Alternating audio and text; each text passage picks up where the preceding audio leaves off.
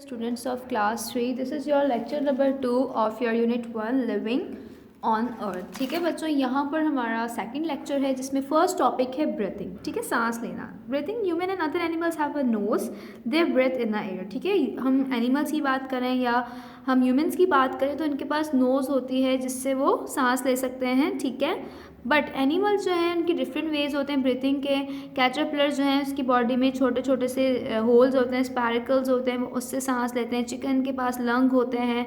Spider के बाद book lungs होते हैं जो आपको नज़र आ रहे हैं, पिंक कलर के हैं। और इसके अलावा ये स्पॉन्ज है, ये प्लांट है, इसमें आउटफ्लो होता है सांस लेने का। इसके अलावा गिल्स हैं फ़िश के पास जो वाटर में ब्रीथिंग के लिए यूज़ कर रही होती है।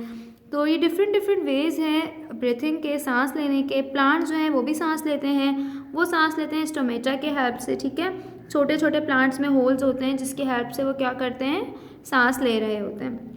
नेक्स्ट हमारा टॉपिक है रिप्रोडक्शन। रिप्रोडक्शन मीन्स कि animal give birth to their young ones. जो बेबीज़ होते हैं एनिमल्स के छोटे, ठीक है, other animals such as birds, reptiles, insects produce eggs. तो वो कैसे प्रोड्यूस होते हैं, eggs, by the help of eggs, जो अंडे देते हैं वो लोग।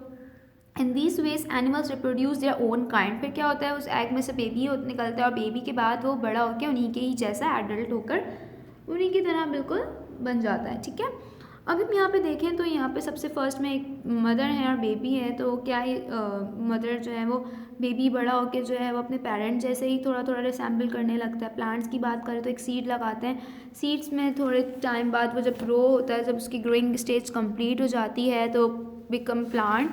एंड वो जो प्लांट है वो बिल्कुल अपने पेरेंट की तरह लगने लगता है। चिक जो है वो भी ऐसे ही होते हैं बिल्कुल, फिर बड़े होकर हैन या कॉक की तरह लगने लगते हैं। कैट जो किटन है वो बिल्कुल कैट की तरह हो जाती है जब उसकी स्टेज ख़त्म हो जाती है, बड़े हो जाती है, जब वो ग्रोइंग एज उसकी एंड हो जाती है। इसी तरह एलिफेंट्स का है, बेबी एलिफेंट है, और बेबी एलिफेंट जो उसकी ग्रोइंग स्टेज एंड होती है तो वो बिल्कुल एलिफेंट की तरह बन जाता है। तो ये रिप्रोडक्शन है जिसमें अपनी बिल्कुल ही अपनी कॉपी बना लेते हैं एनिमल या इंसान या प्लांट्स। ठीक है, जिसकी भी बात करें, so this is called reproduction. Habitats is your third topic. The place your animal और plant live is called habitat. वो प्लेस जहाँ प्लांट और एनिमल रह रहे होते हैं उसे हैबिटेट कहते हैं। उनका खाना, उनका पीना, उनका सोना, रहना, this all about is your habitat.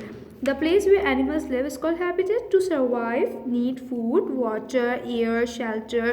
और food habitat provide all those things. सब हैबिटेट जो होते हैं वो स्मॉल होते हैं, कुछ होते हैं लार्ज होते हैं। डिफरेंट प्लांट्स और एनिमल्स जो हैं वो डिफरेंट उनके हैबिटेट्स होते हैं, उनके रहने सहने के अलग तरीके होते हैं। अब फील्ड, यहाँ पे बच्चा कोई फील्ड नज़र आ रही है, एक नेचुरल हैबिटेट है। यहाँ पे आपको ग्रास भी नज़र आ रहा है, यहाँ पे आपको माइस भी नज़र आ रहा है, यहाँ पे आपको फ्लावर्स भी नज़र आ रहे हैं। ये सब क्या है, ये डिफरेंट इनकी वो है हैबिटेट्स हैं। एनिमल्स जो हैं वो अपने फील्ड्स में रहते हैं, और कुछ ऐसे स्मॉल एनिमल्स होते हैं जो अपने आप को हाइड करके रखते हैं लॉन्ग लार्जर प्रेडिएटर से, जैसे कि बर्ड्स हैं, फॉक्सेस हैं, ये अपने आप को बहुत ज़्यादा हाइड करके रहते हैं ये लोग।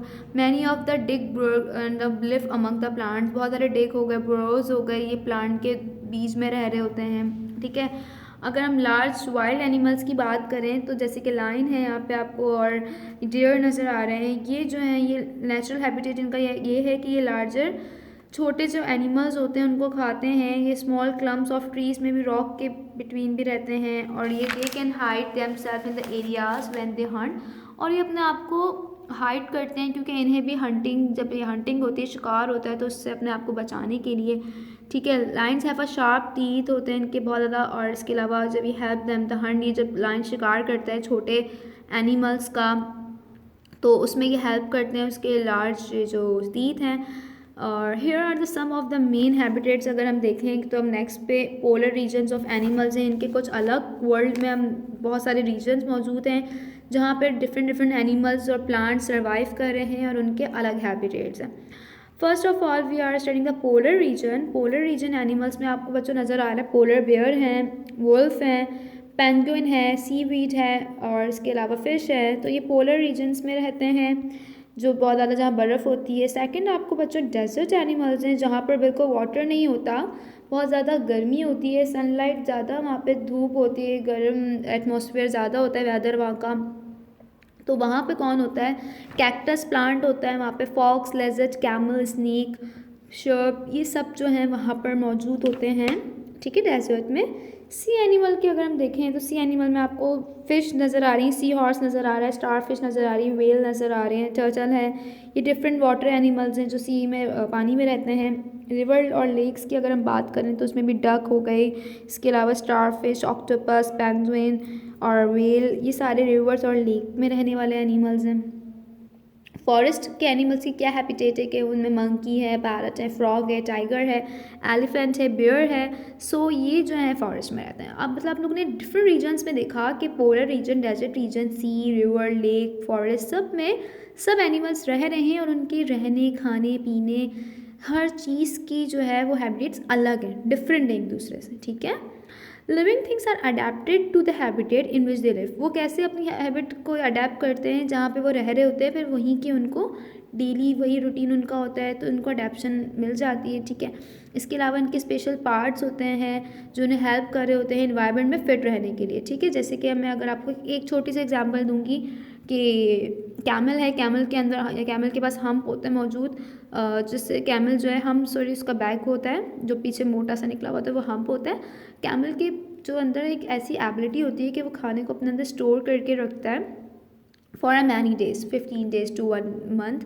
पानी को अपने अंदर, खाने को अपने अंदर स्टोर करके रहता है, क्योंकि डेजर्ट ऐसा एरिया है जहाँ पर पानी नहीं होता ज़्यादातर रेत होती है और बहुत गर्मी होती है। तो कैक्टस है, उसको उतने ज़्यादा वाटर की ज़रूरत नहीं होती। वरना आपने देखा है बच्चों, सुना है कि प्लांट्स पानी के बगैर तो जिंदा ही नहीं रह सकते, बट कैक्टस के अंदर ऐसी एक स्पेशलिटी है, कैमल के अंदर एक ऐसी स्पेशलिटी है कि वो अपने आप को, अपनी उनकी हैबिटेट ऐसी है कि वो एनवायरनमेंट के, डेजर्ट के मुताबिक उन्होंने अपने आप को फिट कर लिया, ठीक है। तो these are the different adaptations of animals के how they are live. Okay बच्चों, अब इकोसिस्टम हम पढ़ेंगे। इकोसिस्टम क्या होता है? Ecosystem define area in which community live. वो एरिया जिसमें एक पूरी कम्युनिटी एनिमल्स की रह रही होती है, ठीक है, और उनका इंटरेक्शन हो रहा होता है ऑर्गेनिज्म का आपस में, लिविंग थिंग से भी और नॉन लिविंग थिंग से भी, ठीक है। And ecosystem is form by the interaction between the all living and non living thing. मतलब इकोसिस्टम कैसे बनता है? उनका इंटरेक्शन, उनका आपस में जो है रिलेशन चलता है लिविंग थिंग्स के साथ भी, नॉन लिविंग थिंग्स के साथ भी, जैसे कि वाटर है, इसके अलावा और भी बहुत सारी चीज़ें, रॉक्स है, और डिफरेंट अभी हम स्टडी करने वाले डिज़ास्टर्स होते हैं, वेदर हैं, तो सन है, तो ये सब इन लोगों से इनका क्या इंटरेक्शन होता है इकोसिस्टम का, वो हम स्टडी करेंगे, ठीक है। प्लांट्स और एनिमल जो हैं ये डिपेंड करते हैं एक दूसरे के ऊपर। प्लांट्स और एनिमल्स को अगर प्लांट नहीं मिलेगा तो सर्वाइव नहीं करेंगे, वो एनिमल जो प्लांट ईटिंग हैं, ठीक है। इसके अलावा प्लांट्स हम ह्यूमंस के लिए भी ज़रूरी हैं। The living things in a particular space interact with each other. Human beings का ये कि कहीं पे भी हो रहे हैं उनका इंटरेक्शन होता है, लाइक वेदर के, अर्थ का, सन का, ऑयल का, क्लाइमेट का, सॉइल का, क्लाइमेट का, एटमॉस्फेयर का, ये सब का इंटरेक्शन है। तो ये सब इंटरेक्शन जो हमारे डेली, उसमें हम सन की ज़रूरत है, वेदर की, अच्छे वेदर, गर्मी, सर्दी, तेज़ हवा, कोई भी सॉइल, मिट्टी, अर्थ, क्लाइमेट की, सबका हमारे लिविंग थिंग्स के साथ इंटरेक्शन है। तो इस इंटरेक्शन को इकोसिस्टम कहते हैं, ठीक है। Ecosystem is each living thing has its own special role to play.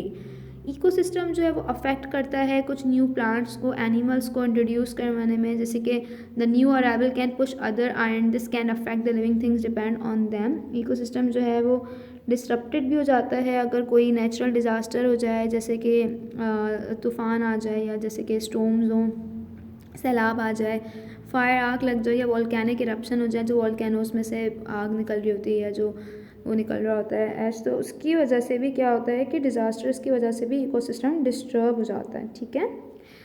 Some animals are extinct, ठीक है। अब यहाँ पे आपको मैं ये बताऊँगी बच्चों कि how humans affect their habitat. Humans की वजह से कुछ एनिमल्स ऐसे हैं जो पहले थे और अब जिंदा नहीं हैं, ठीक है। एक्सटेंट मतलब नो लॉन्गर लिव, ये जो है ज़्यादा टाइम तक ज़िंदा नहीं रह सके। कुछ ऐसे एनिमल्स हैं जिनका आप जिक्र पहले ही सुनते हैं, बुक्स में सुनते हैं, या फिर हम बहुत ज़्यादा कुछ स्टोरीज़ में हमें पता लगता है, लेकिन वो एनिमल्स अब सर्वाइव नहीं करते, जैसे कि डोडो है, जैसे कि डायनासोर्स हैं, ठीक है। ये एनिमल्स कैसे, इनका ये जो है एक्सटेंट हुए, कैसे अभी रहते नहीं हैं? Because of the humans activities. Humans इनको हंट, कुछ जो है वो शिकार की वजह से वो अब जिंदा ही नहीं रहे। और कुछ अब हम पढ़ रहे हैं इसको कि humans can disturb the habitats by changing them. क्या हुआ कि इकोसिस्टम जो था वो बहुत ह्यूज है, साइज में बहुत बड़ा है, क्योंकि आपने देखा है हमारे इकोसिस्टम में सन, वेदर, प्लांट्स, हर तरीके के प्लांट्स हैं, बर्ड्स हैं, ठीक है, उन्होंने अपना घर बनाया हुआ है। इन दोनों चीज़ों का इम्पैक्ट हर चीज़ पे पड़ता है, एनिमल पे भी पड़ता है, अगर कोई डिज़ास्टर आ जाए, और प्लांट्स पे पड़ता है। फॉर एग्जांपल स्मॉल जो एनिमल है वो lose their home, their sources of food, they need find of food and shelter. जो छोटे एनिमल्स होते हैं बेचारे अपना फूड की सर्चिंग में घूमते रहते हैं और सब कुछ करते रहते हैं, ठीक है। इन पाकिस्तान जो है सम एनिमल्स जो है डेंजर में थे, जो इन डेंजर में आपको अगर मैं पता चले, जो अपने आप को उनको ज़रूरत थी अपने आप को सेव करने की, प्रोटेक्ट करने की, वो कौन कौन से थे? माउंटेन शीप था, और इसके अलावा Asian black bear, mountain weasel, forest dormouse. तो ये सारे वो एनिमल्स हैं जो इंडेंजर थे, जिन्हें प्रोटेक्ट करने के लिए अपने आप को बहुत ज़्यादा ज़रूरत थी।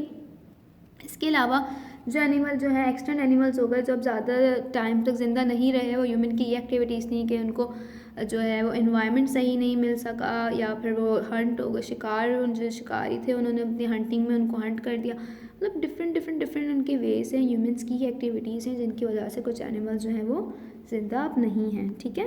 सो यहाँ पर आपका बच्चों लेक्चर नंबर 2 एंड हो गया है। ये थोड़ा सा लेंथी है और इम्पॉर्टेंट भी है। Ecosystem is most important for you, so you can read on page number 30। Ecosystem आपकी बुक के अंदर ये सब मौजूद हैं, तो आपने इसको अच्छे से रीड भी करना है। और अगर कोई कन्फ्यूजन है तो you can ask on your live session, zoom के जब लाइव सेशन होगा तो आप पूछ सकते हैं, ठीक है। अपना ख्याल रखिएगा, अल्लाह हाफिज़।